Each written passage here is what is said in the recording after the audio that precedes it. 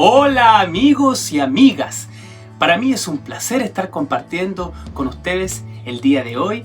Tenemos varias cápsulas educativas que desde el día de hoy vamos a ir subiendo semana a semana o día a día para aprender algo nuevo en el área del lenguaje y la comunicación.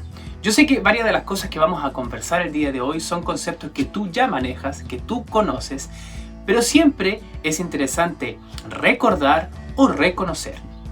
Miren lo que tengo acá. Tengo un excelente amigo. Esto es un libro.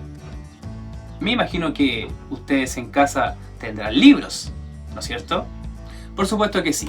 Todos en casa tenemos algún libro favorito, algún libro que atesoramos, cuidamos o bien nos han regalado.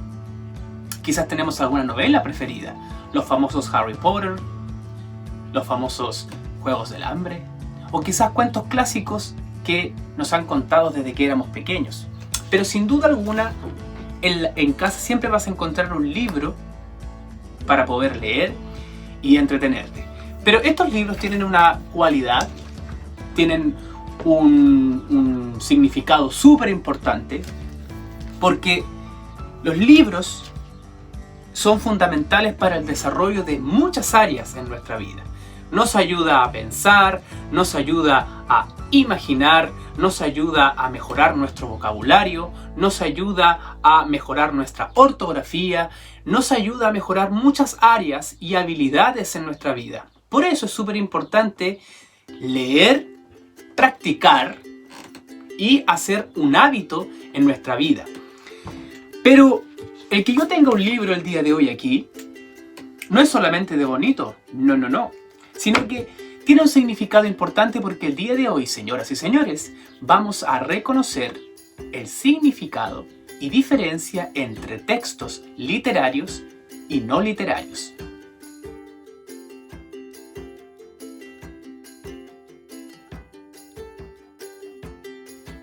Yo sé que este concepto tú lo has escuchado en clase, tu profesor o profesora constantemente está trabajando los tipos de textos y siempre pregunta, si leemos una leyenda, ¿qué tipo de texto es? Si leemos un cuento, ¿qué tipo de texto es? Si leemos una receta o un texto instructivo, ¿qué tipo de texto es? Es una pregunta constante que nosotros estamos escuchando en clase, cuando teníamos clase, o cuando nos encontramos con alguna prueba, alguna evaluación. ¿Qué tipo de texto estoy leyendo? ¿Será literario? ¿Será no literario? ¿Qué características tienen los textos literarios? ¿Qué características tienen los textos no literarios? El día de hoy vamos a ver las principales características de estos textos y por supuesto algunos ejemplos que tú en casa ya conoces. Vamos a partir por los textos literarios. Para ir entendiendo mucho mejor esta familia e ir entendiendo lo que significa hacer una división entre textos, tenemos que entender que los textos son una familia, un conjunto, pero esta familia se divide. Al igual que en las familias reales están la familia original, que son tus hermanos, si es que tienes tu mamá, tu papá, tus abuelos. Estas se subdividen entre sí. Está la familia del abuelo, la familia del primo, la familia de la tía, etc. Los textos también se subdividen entre sí y forman subgrupos, si lo podemos decir de esa forma. Y estos se subdividen en dos, que son los principales. Tenemos a los textos literarios y tenemos a los textos no literarios. Estas familias tienen las siguientes características que ahora vamos a definir. Se considera texto literario todos aquellos textos escritos con la intención de expresar ideas y emociones, representar situaciones o narrar historias desde un punto de vista subjetivo, además de utilizar la belleza y el lenguaje figurado como base. Como bien vimos en la definición, los textos literarios son narraciones que utilizan un lenguaje figurado y embellecen la historia, así de simple. Un lenguaje figurado es cuando nosotros damos una significancia más hermosa, más fantástica y hacemos comparaciones de cosas reales con cosas ficticias. Comparamos, por ejemplo, un paisaje con la belleza humana o comparamos algún sentimiento con alguna situación cotidiana. El lenguaje figurado se utiliza en varios tipos de textos dentro de los literarios. Nosotros encontramos dentro de los literarios los poemas, las fábulas, los cuentos, mitos y leyendas, odas, canciones. Oh sí, canciones. Las canciones también utilizan un lenguaje figurado y también es una poesía. Cuando leemos un cuento o cuando leemos una fábula, inmediatamente nos damos cuenta que es un texto literario por la forma en que se está contando la historia, la belleza que se quiere transmitir, las características que tienen los personajes. Pueden ser personajes con cualidades humanas, puede ser un animal que puede hablar en el caso de la fábula. Los cuentos pueden entregarnos un mensaje importante para poder aplicarlo en la vida o enseñanzas como lo encontramos en las fábulas. Pero directamente en los poemas, cuando nosotros leemos un poema, nos damos cuenta de la belleza que se quiere transmitir a través de los poemas. Es el texto que utiliza más lenguaje figurado. Vamos a ver el siguiente ejemplo de texto literario en un poema. El poema es un texto literario a través del cual el autor da a conocer sus sentimientos y emociones. Generalmente está escrito en versos y posee rimas. A diferencia de los demás textos literarios, el poema no pretende narrar una historia, sino que pretende expresar los diferentes sentimientos que posee el autor o bien una vivencia. El poema es un conjunto de versos reunidos en estrofas. El verso es un conjunto de palabras que se encuentran en una línea. Y la estrofa es el conjunto de versos. No olvidar que además los poemas utilizan, por lo general, rimas. Para comprender mejor este tipo de texto, vamos a leer el siguiente poema titulado Dulzura, de nuestra poetisa Gabriela Mistral. Madrecita mía, madrecita tierna, déjame decirte dulzuras extremas. Es tuyo mi cuerpo que juntaste en ramo. Deja revolverlo sobre tu regazo. Juega tú a ser hoja y yo a ser rocío, y en tus brazos locos tenme suspendido. Madrecita mía, todito mi mundo, déjame decirte los cariños sumos. Los mitos y leyendas son un tipo de texto muy llamativo para los niños y adultos, porque la forma en que se cuenta esta historia sí que tiene una base fantástica. Recordamos que aquí en Chile tenemos una zona en nuestro país que es la madre de todas las leyendas. Si ustedes saben la respuesta, pueden decirla ahora. ¿Cuál será la zona de Chile que tiene más leyendas? Chiloé, excelente. Chiloé se encuentra al sur de Chile, en la 10ª región, y consta con una gran variedad de mitología y también leyendas. Si nos ponemos a contar cada una de estas leyendas, podríamos pasar horas y horas hablando. Pero nos vamos a detener en que cada una de estas leyendas tiene la cualidad de ser originaria de esa zona. Si nosotros hablamos del Caleuche, inmediatamente ustedes lo van a relacionar a la isla de Chiloé. O si nosotros les habláramos de la Pincoya, inmediatamente lo relacionamos con la isla de Chiloé. Pero, si yo les digo, ¿conocen la leyenda de La Llorona? Por supuesto que me van a decir que sí. Pero la leyenda de La Llorona, si bien es muy conocida a nivel latinoamericano, su origen no está en Chile sino en México. ¿A qué voy con esta información? Las leyendas forman parte de una cultura, de un sector, cuenta la historia de una zona, pero también van variando dependiendo del lugar en donde se cuente la leyenda. La leyenda es un tipo de texto que se traspasa de generación en generación. En un principio, solo se contaba de manera oral, pero con el pasar de los años, todas estas historias se llevaron a papel, se escribieron, se hicieron libros. Por lo tanto, traspasó generaciones a través de esta forma de contar las historias. Y así como traspasó generaciones, también traspasó fronteras, ya que nuestras leyendas, especialmente las de Chiloé, han traspasado fronteras y son conocidas en toda Latinoamérica, incluso podría decir que son conocidas a nivel mundial. Para ir cerrando, recordar 3 puntos claves con respecto a estos tipos de textos. 1. Estos textos utilizan la emotividad, las sensaciones, sentimientos y un lenguaje figurado. En simples palabras, el autor quiere transmitir un mensaje utilizando la sensibilidad y los sentimientos a través de estas hermosas historias. Como ya lo dijimos al principio, los textos literarios más conocidos son las fábulas, los cuentos, las novelas, mitos, leyendas, entre otros.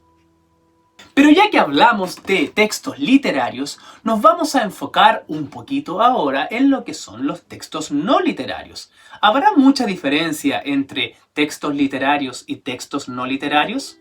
Pues en simples palabras, no hay mucha diferencia entre textos literarios y textos no literarios. Sí hay una diferencia en cómo se quiere entregar el mensaje. Recordemos que los textos literarios utilizan un lenguaje figurado y una forma hermosa de contar una historia.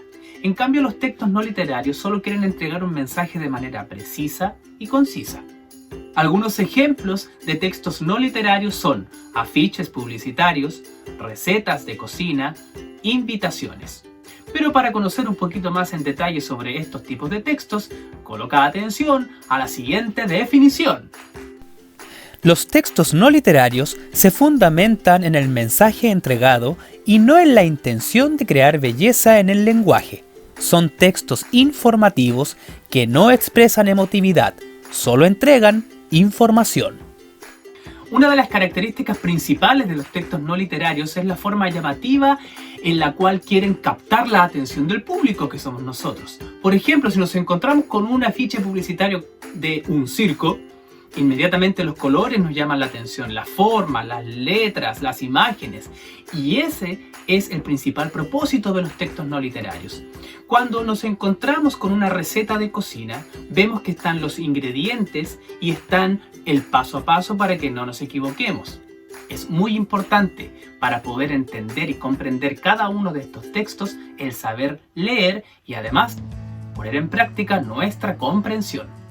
Para trabajar un poco, a modo de ejemplo, y reconocer un texto no literario, nos vamos a enfocar en una receta. Así que mucha atención a este paso a paso. Recuerden que los textos instructivos, en este caso la receta, también forman parte de los textos no literarios. En este caso veremos cómo hacer un bizcocho esponjoso de yogurt. Los ingredientes son un yogur natural o de limón, 125 ml, 4 vasos de yogur de harina, un vaso de yogur raso de azúcar, un vaso de yogur de aceite de girasol, 3 huevos, un sobre de levadura. Recuerden que la principal característica de las recetas es que tienen un paso a paso a seguir. El paso 1 en este caso sería precalentar el horno a 180 grados. El paso 2, batir todos los ingredientes. El paso 3 sería preparar la masa. En el paso 4, preparar el molde. En el paso 5, llevar al horno por el tiempo estipulado, que serían 35 minutos. Y el paso 6, retirar del horno y dejar enfriar para servir. Y de esta manera estamos concluyendo este primer módulo de tipos de textos. Espero haya sido de mucha ayuda esta información. Recuerda que los textos se subdividen en categorías: textos no literarios y textos literarios.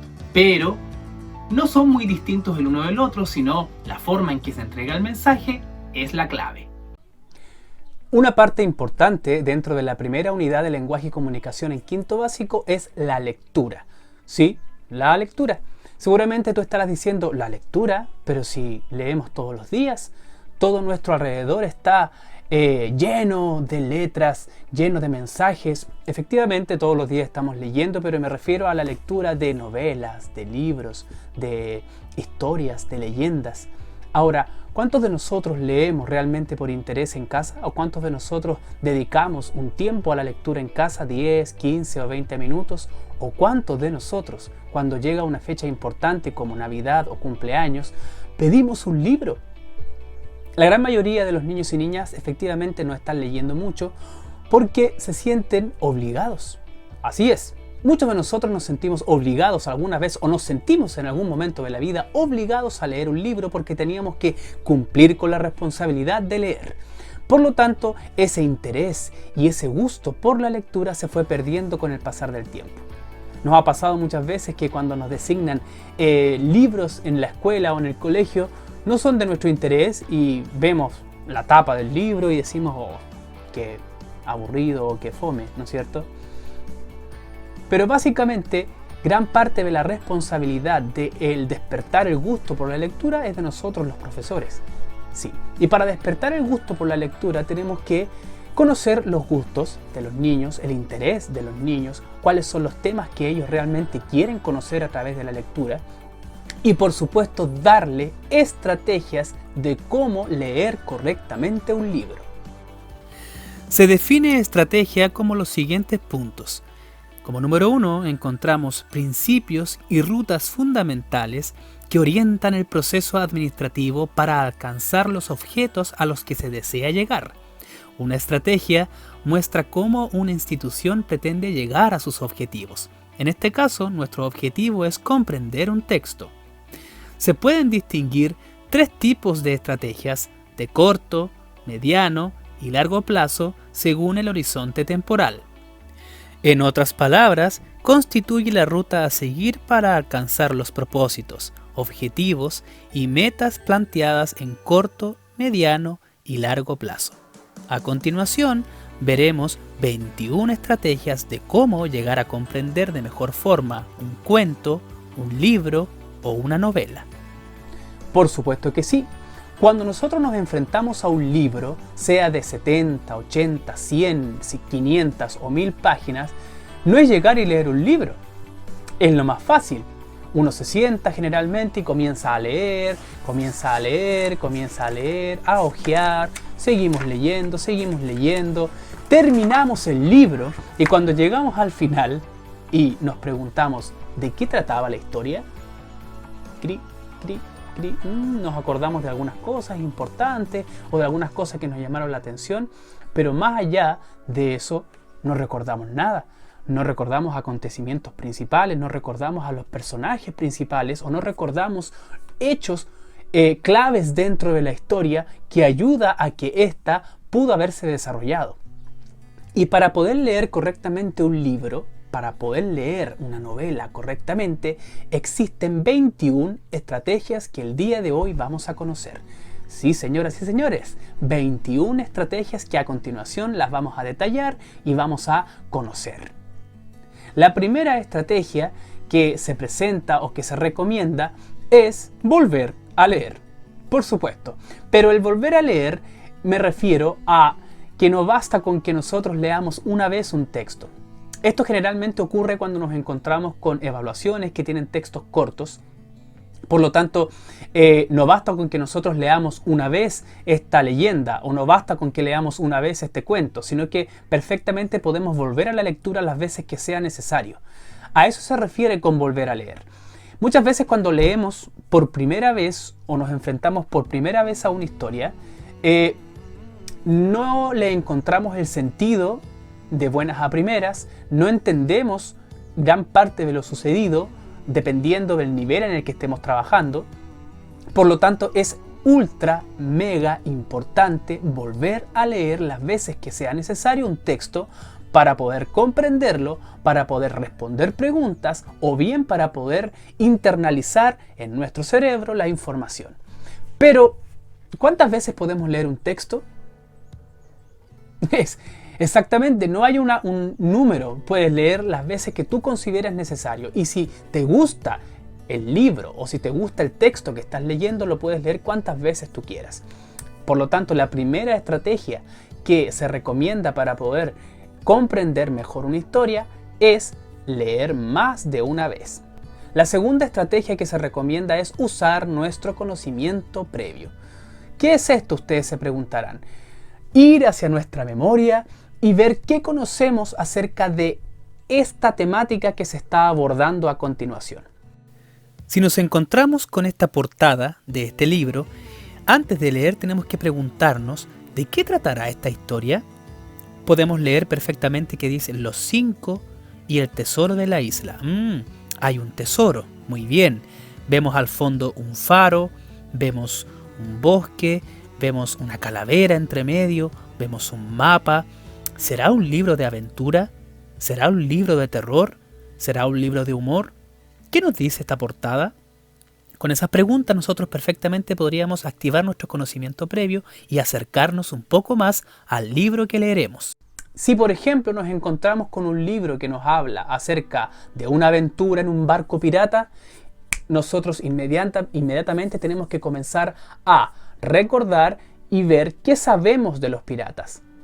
¿Quiénes son los piratas? ¿Cómo trabajaban los piratas? ¿Dónde estaban los piratas? Incluso podemos recurrir a increíbles historias cinematográficas que nos cuentan historias de cómo se desenvolvían los piratas, como la famosa Piratas del Caribe. Por lo tanto, activar el conocimiento previo nos va a ayudar a conocer un poco más del tema que vamos a leer. Esto es fundamental antes de leer un libro. Ojo con eso. Antes de leer un libro, nosotros activamos el conocimiento previo para comenzar a leer. Generalmente, cuando nos encontramos con un libro, como dije recién, el ejemplo, si nos encontramos con un libro de piratas y en la portada dice historias de pirata, nuestra mente inmediatamente va a activar el conocimiento y tenemos que preguntarnos internamente, ¿quiénes son los piratas? ¿Dónde vivían los piratas? ¿Qué hacían los piratas? ¿Cómo son los piratas? Antes de leer. Luego de que nosotros armamos una idea previa de esta historia, podemos introducirnos a la lectura y comenzar a leer.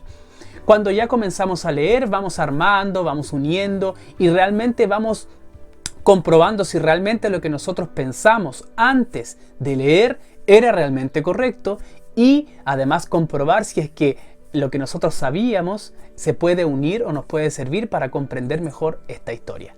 El ejemplo de los piratas está muy bueno, parece. La estrategia número 3 es leer entre líneas. ¿Cómo? ¿Leer entre líneas? Oh, por supuesto que sí, pero esto en el sentido metafórico. No me refiero a que nosotros leamos entre líneas literalmente y comencemos a buscar qué hay entre las líneas. No me refiero a eso, sino que vayamos encontrando el sentido de lo que nos quiere transmitir el autor a través de la historia. No sé si me están entendiendo. Si estamos leyendo un texto dramático, como es el ejemplo que tengo aquí, no se ve muy bien, pero ahí se ven los diálogos.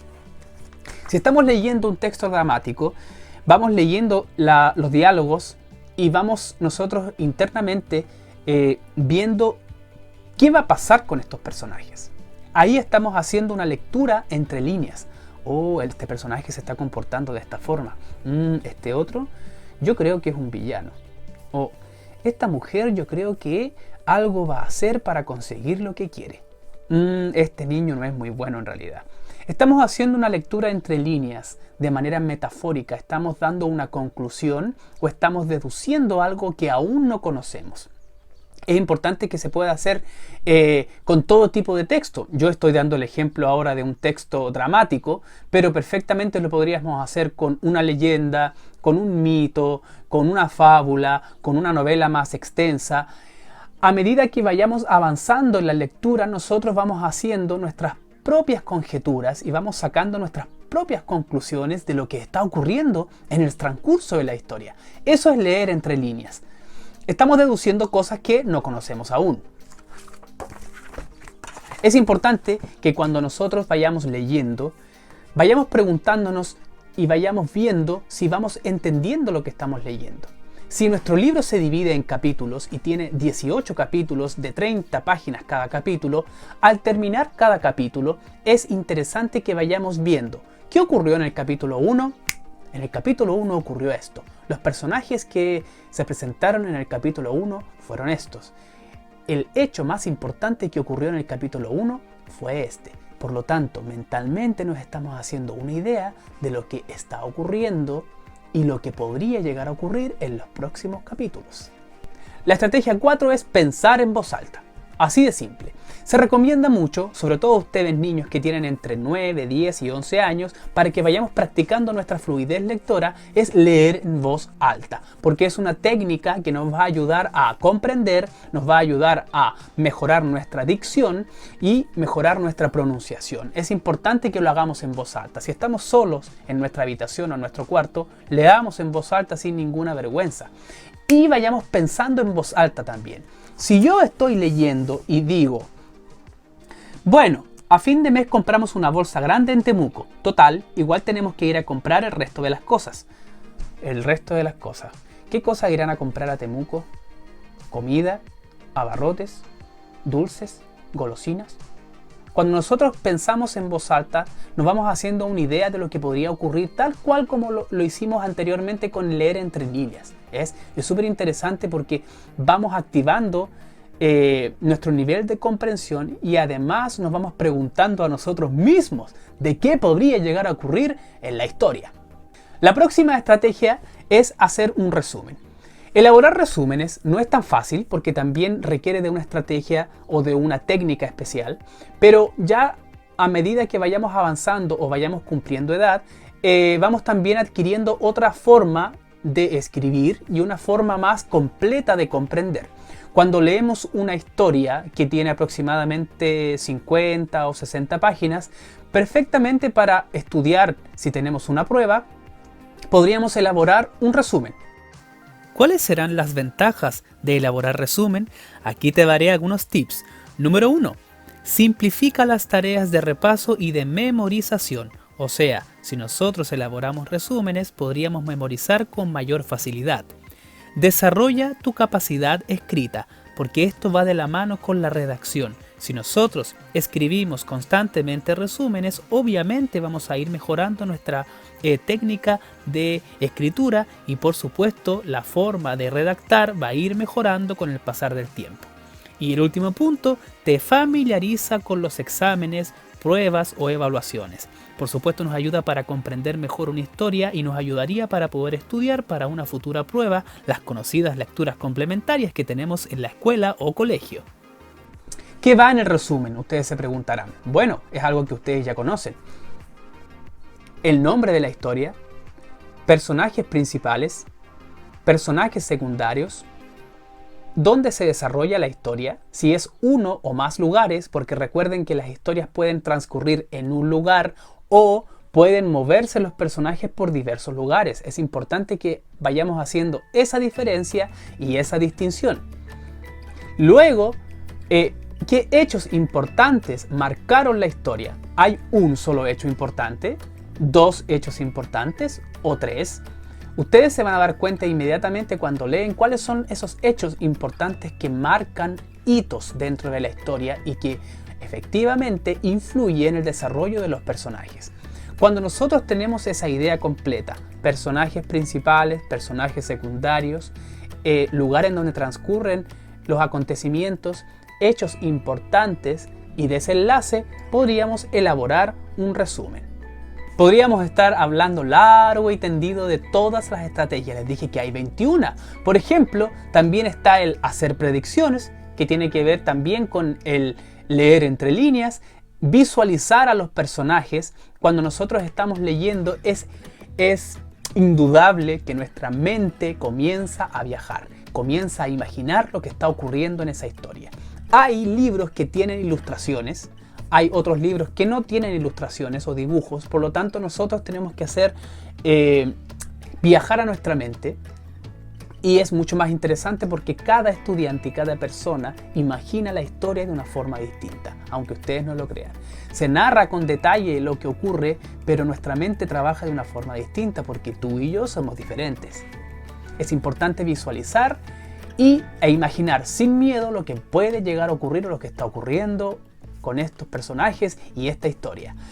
Otra estrategia que se detalla también es hacer organizadores de texto, mapas conceptuales, cuestionar el texto también. Es importante cuestionar el texto. ¿Me está gustando lo que estoy viendo? ¿Es realmente de mi interés lo que estoy leyendo? Es súper importante porque cuando nosotros, los profesores, damos libros para leer, estamos pensando en el interés de los estudiantes, pero a veces puede ocurrir que hay ciertos libros que no son tanto del interés. Por lo tanto, al momento de leer, es importante que tú te cuestiones lo que estés leyendo. ¿Ah? Me gusta lo que estoy leyendo, es interesante para mí este tema, es entretenido. ¿Volvería a leer este libro? Cuestiónate, es muy importante que lo hagas porque tú eres una persona inteligente y pensante y puedes cuestionar todo, absolutamente todo, y eso también es parte del aprendizaje. Parafrasear, tomar apuntes, que también es muy fácil cuando uno va leyendo, uno puede estar con un cuaderno en un lado y perfectamente podemos ir tomando apuntes de lo que vamos considerando importante. Es similar a un resumen, pero en el resumen tú más bien estás narrando algo de una forma más precisa, más acotada. Estás narrando una historia mini, en resumen. En resumen. Pero cuando tú tomas apuntes de algo, estás leyendo e inmediatamente al lado en tu cuaderno estás tomando apuntes de las cosas más importantes o las cosas que tú consideres importantes. ¿Ya? Es distinto al resumen. Se parecen, pero no son iguales. Ajusta el ritmo en el que lees, ¿no es cierto? Tiene que ver con el nivel en el que nos encontremos también. Si estamos, por ejemplo, en segundo año básico, es imposible leer tan rápido porque estamos adquiriendo el hábito de la lectura, por lo tanto los textos no son tan extensos. Pero si ya estamos en un nivel de quinto, sexto o séptimo básico, perfectamente ya podríamos leer un texto de más de 80 páginas sin problema, a nuestro ritmo. Por eso es importante tomar la estrategia que mencioné hace rato, que es leer en voz alta. Es la única forma en que nosotros podemos practicar nuestra lectura, mejorar nuestra dicción, mejorar nuestra pronunciación y así nuestra velocidad también va a ir mejorando con el transcurso del tiempo. Ten prioridad por alguna información. Si tú consideras que hay un tema importante en el libro, destácalo, subráyalo, extráelo, anótalo en un cuaderno, porque esos datos importantes pueden ser claves al momento de comprender o pueden ser claves también al momento de enfrentarse a una evaluación. Todas las cosas que tú consideres importantes de un texto, especialmente hechos importantes que afecten a los personajes, debes extraerlo, debes subrayarlo y debes tenerlo en cuenta, porque esos datos importantes por lo general aparecen en preguntas de evaluación y nos ayuda también a comprender mucho mejor la historia que estamos leyendo. Propone un objetivo como lector. Ya es importante. ¿Cuántas hojas voy a leer hoy día? ¿20? ¿30? ¿10? ¿Cuánto tiempo voy a leer hoy día? ¿5? ¿18 minutos? ¿Media hora? Toma el tiempo que consideres necesario para leer, pero hazlo. Es muy importante que desarrolles el hábito lector y para eso necesitas organizar tus tiempos.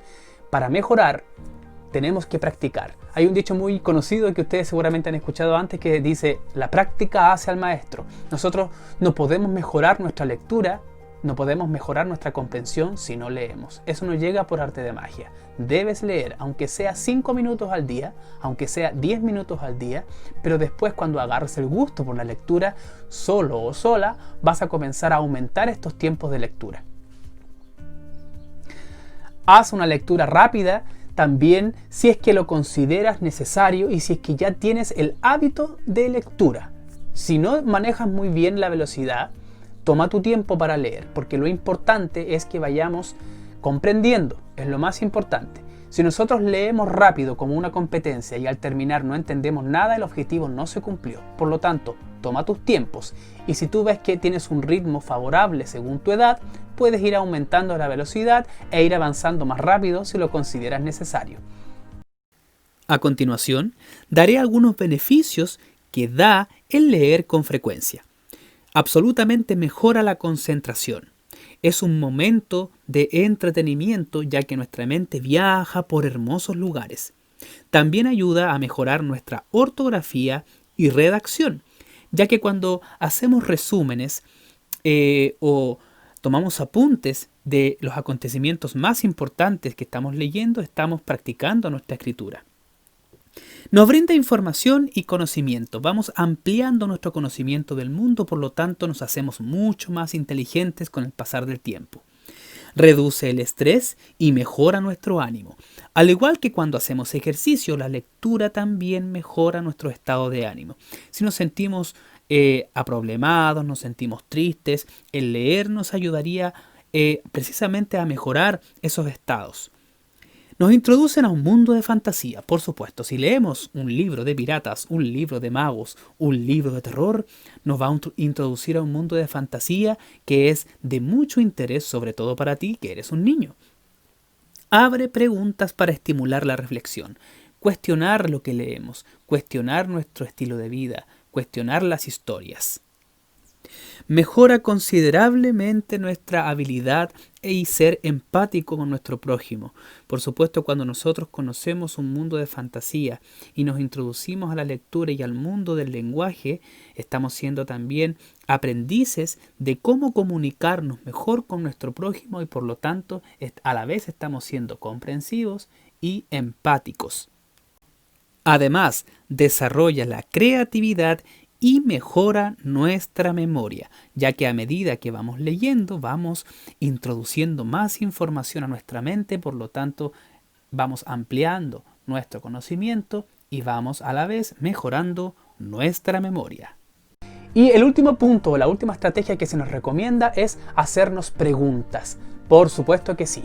Cuando nosotros los profesores hacemos el instrumento de evaluación, la prueba, los que tú conozcas, nosotros nos hacemos preguntas porque también, al igual que ustedes, tenemos que leer los libros. Por lo tanto, nos hacemos preguntas.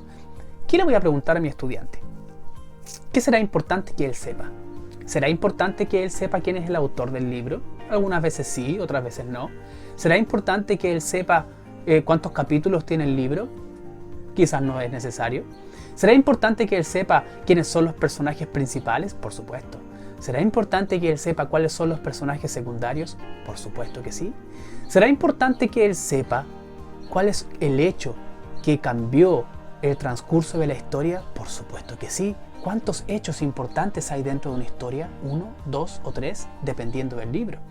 Por lo tanto, estas mismas preguntas que yo te estoy haciendo ahora son las mismas preguntas que generalmente van apareciendo y se repiten en los instrumentos de evaluación. Estas mismas preguntas, háztelas en tu casa, en un cuaderno, organiza las preguntas. Puedes elaborar un cuestionario de 15 preguntas modelo que te pueden servir para comprender cualquier libro. Personajes principales, personajes secundarios, dónde transcurre la historia, qué ocurrió con tal y tal personaje, cuál es el desenlace de cada uno de estos personajes, me gustó la historia, ¿por qué? No me gustó la historia, ¿por qué? Entonces, estas preguntas generales te van a servir para comprender todo tipo de libro porque no es específico de algún personaje o de algún hecho en particular, sino más bien de un hecho en general.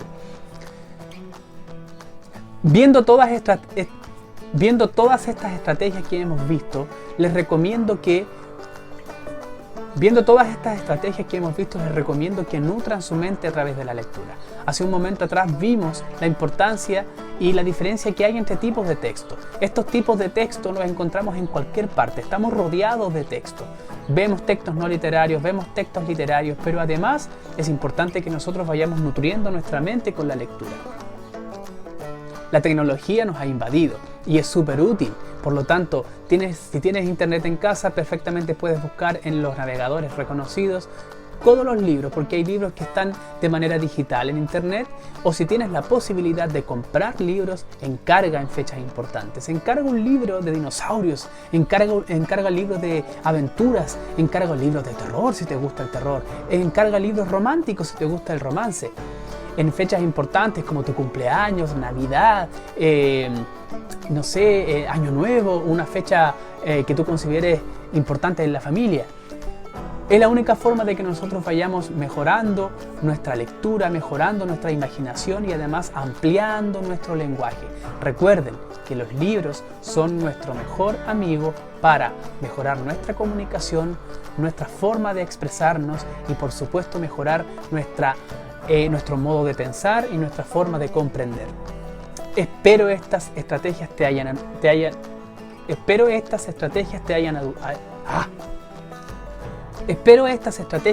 ayudado.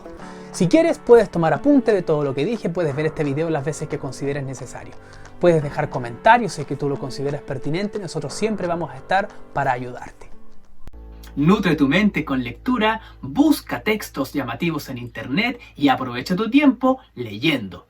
Soy Mr. Eduardo Rosales y para mí es un placer compartir con ustedes. Nos encontramos en una próxima oportunidad.